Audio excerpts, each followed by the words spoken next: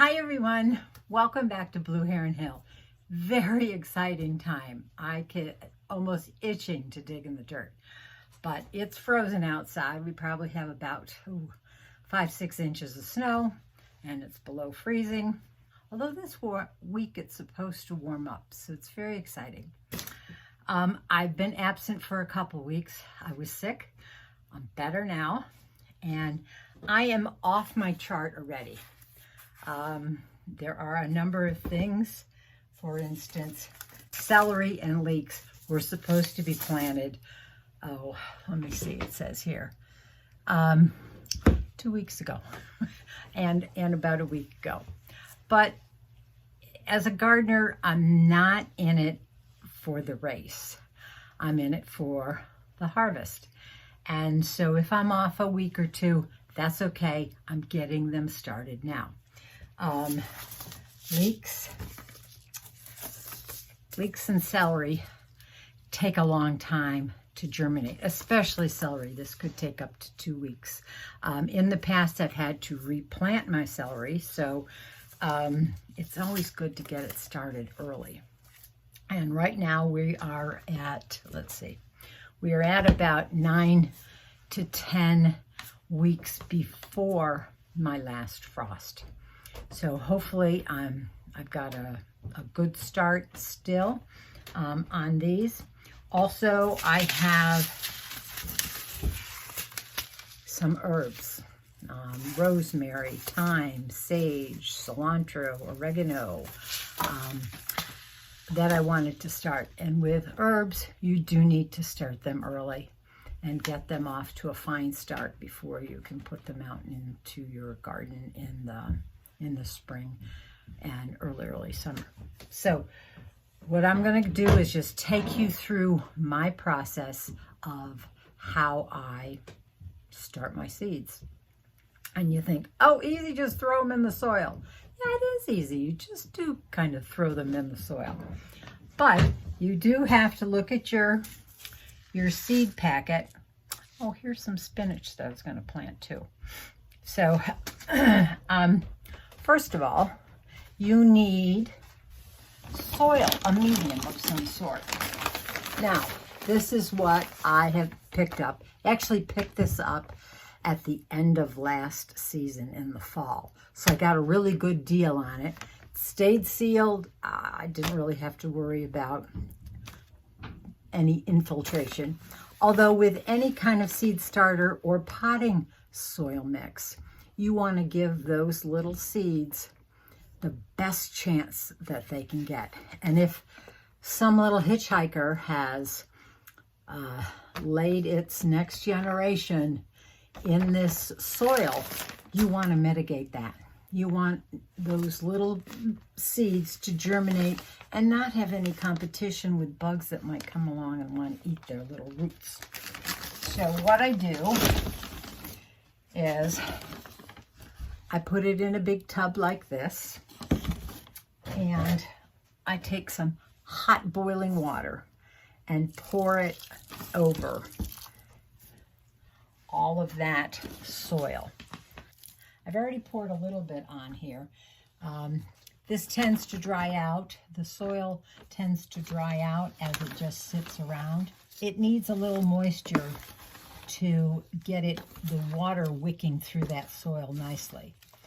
If you are making your own, which is very easy, you could use cocoa coir and perlite and mix those up together.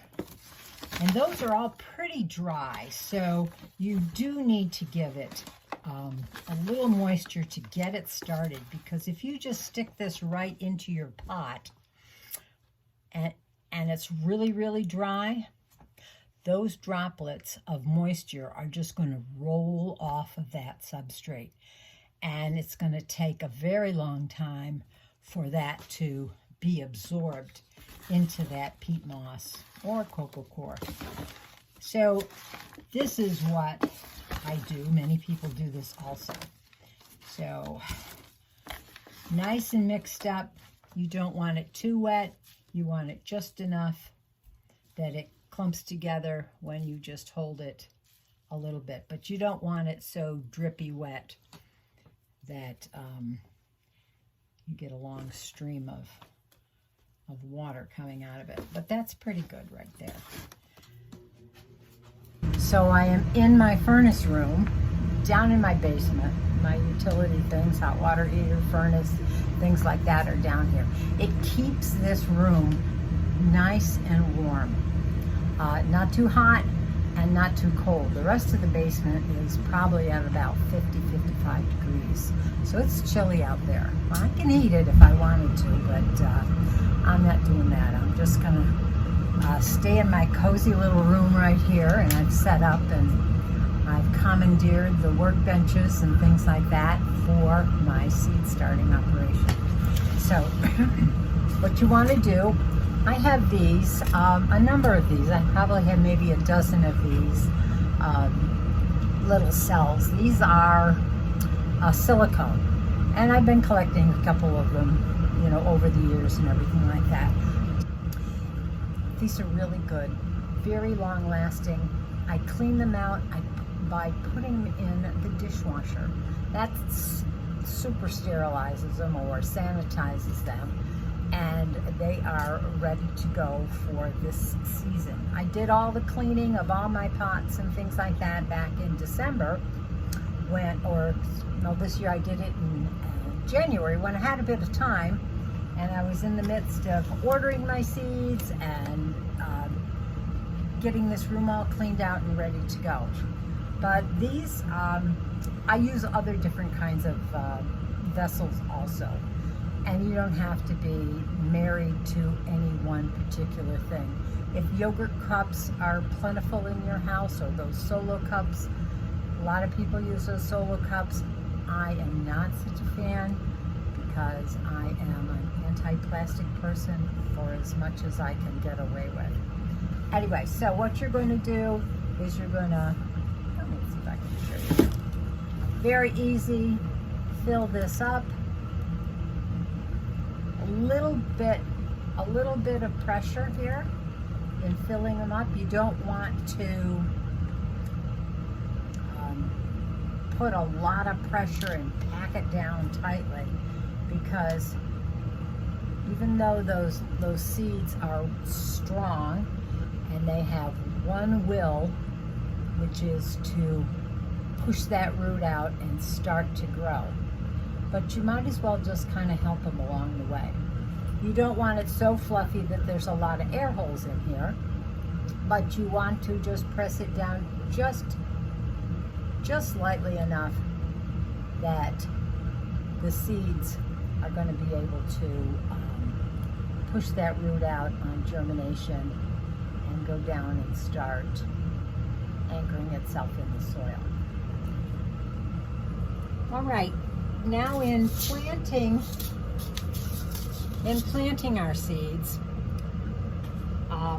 with leeks in particular, they're kind of a grassy type of a seedling. So instead of planting one seed in every little cell here, I'm going to probably plant at least 4, 5, 6. I'm not going to be too specific on planting them. If you can see, those are extremely small seeds, and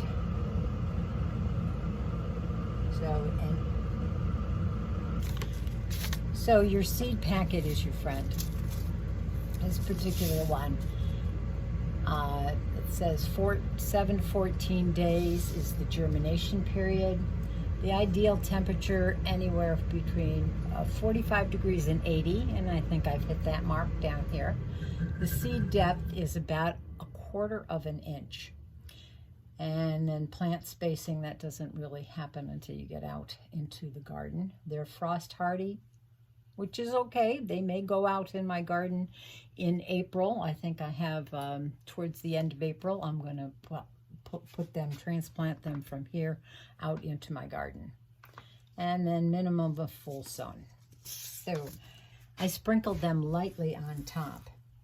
So they're just sitting on the surface, and they're supposed to be planted at about 1/4 of an inch depth. Well, those are black and I just can't see where they all are. So what I do is I just poke the surface of the soil and they will fall down into a little hole on the surface. And some may end up being too deep, but since I planted at least 6 or 7 in each one of these holes, I'm sure there's some that are going to be at the correct depth. So just a little bit of a tap on the top, because you want that seed to be snug against the soil, because it's going to start taking up some of the moisture from the soil in order to soften that seed coat, so it helps trigger that germination. So here are my 2024 potential leek seedlings, all planted. Now, a very important thing to do is to label, because you're never going to know. If I planted onions, I would not know the difference between a leek and an onion. So I'm going to put the leek, and then I'm going to put the date. And since these are all leeks in here, I don't have to worry about individually labeling each cell. So that should give me enough leeks. I don't need too many leeks this year. I'm sure that I'm going to get a good germination here, and if I have more than what my garden will stand for, I do have other people that would love some leek seedlings. Okay, next, here we have another tray. I'm going to fill it with soil, just like we did the last one. And in this particular one, this is where my celery comes in. All right, I have 2 different varieties of celery, 1 variety of leek, 2 varieties of celery. Tango I've grown before, very nice celery, I liked it. And Dialine, I guess, it's French. I'm going to try that one this year also.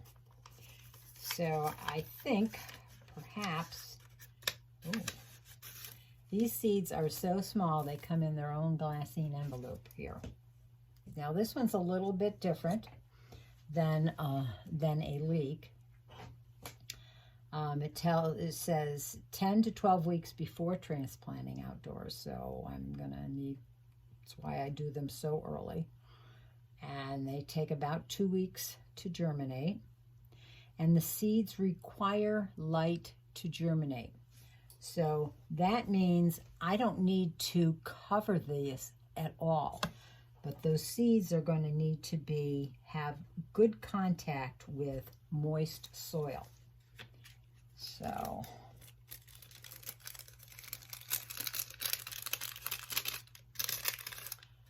boy, are they tiny, huh? Look at those tiny seeds. They are so cute. All right, we'll just pinch them in here and see what we get. Okay, I'm going to, since I really like Tango,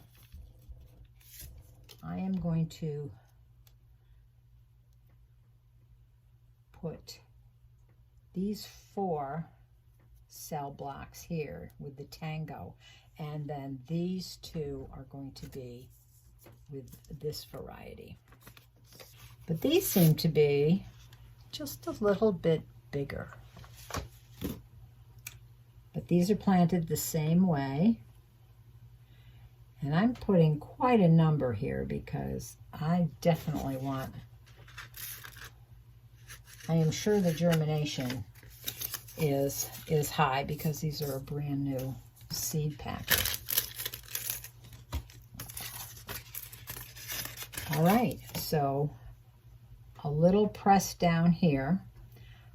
These I will, once they get big enough, I will transplant them or up pot them into a larger pot. But they're going to be able to stay in here probably at least a month after they germinate before I transplant them or up pot them into another vessel. Now here's a little tip for you in labeling. This happens to be an old Venetian blind. I've got a couple of them, and I'm not going through these in a very long time. So I just cut them up. You can cut them to length and then cut them in half again. And these are wonderful. They last all season long, and I certainly don't mind using them again and again. Okay, so this is Tango.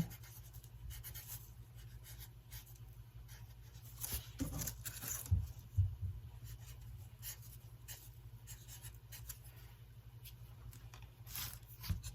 that there, and this is the other one.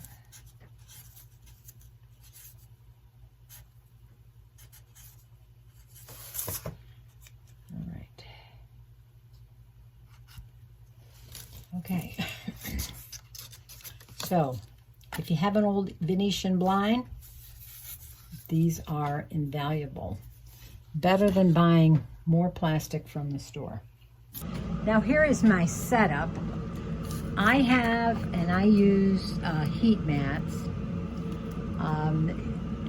not throughout the whole process, just until they germinate, and then they're fine after that. And then I'll move the heat mat onto another set of seeds that I'm trying to germinate. You can see I put plastic wrap on it. That's going to hold the moisture in. You can see the moisture is forming on the top, and this stays until the seeds just germinate and start pushing up through the soil. And then you take it off and they should be good to go. Here I have spinach that I put in. I have a dome top that came with this little setup. So I'm putting that on there like that. So I'm going to keep track of these. I have more seeds yet to go. I did some cilantro and some oregano. I'll get my other herbs planted probably tomorrow or so, and I'll keep you appraised on how they do and how long it's going to take them to germinate. Now, the lighting I use is just, and this will probably get bright, is just an LED shop light. That's all you need. This one is an old fluorescent grow light situation. This goes up and down. Oh, another thing, you do want these really close to the surface. I'm going to put this one down even about 2 inches from the level of the soil. Some of these, as I read before, need light to germinate. The celery needs light to germinate. So it needs nice strong light, because you don't want your plants then to get leggy at the start, because if they're leggy at the start, they're going to be leggy throughout and not be strong enough to give them a nice strong stem. So I'm going to lower this in a minute, but I just wanted to have it up here so you could see the setup. So that is a real quickie on how I start my seeds. Take a look at your seed packets, a wealth of information on here. If there's not, go online and find out more specifics on that. This resource from garden.com is invaluable. It will help with planting your seeds, the where and the when, and some of the how. If you have any questions, put them down below. I'll see if I can help answer them for you. It's never too late to start. It's never too early to start. We've all had a rest, and now at least I am just raring to go. I'm ready to dig in the dirt. So according to my schedule, it looks like I've got next week to start my brassicas. Brassicas are a family that encompass the broccolis and the cabbages and the cauliflowers. And those are cool weather crops. So I want to get them in early before they start growing in the hot weather. They will take a light frost, so I can get them in the ground in April. And if I have a severe frost or a freeze or something like that, I will keep an eye out for whatever the weatherman says is coming our way, and maybe I'll need to cover them to protect them. But anyway, that's on the agenda for next week. So thanks for following along with me. Questions and comments down below, please. If you haven't already, subscribe. Anybody that you know that may be interested, shoot them the link, and I'd be more than happy to help them in their gardening journey. So until the next time that we can go digging in the dirt, happy gardening. Bye.